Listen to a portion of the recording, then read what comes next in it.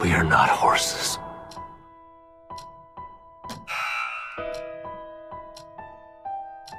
We are humans.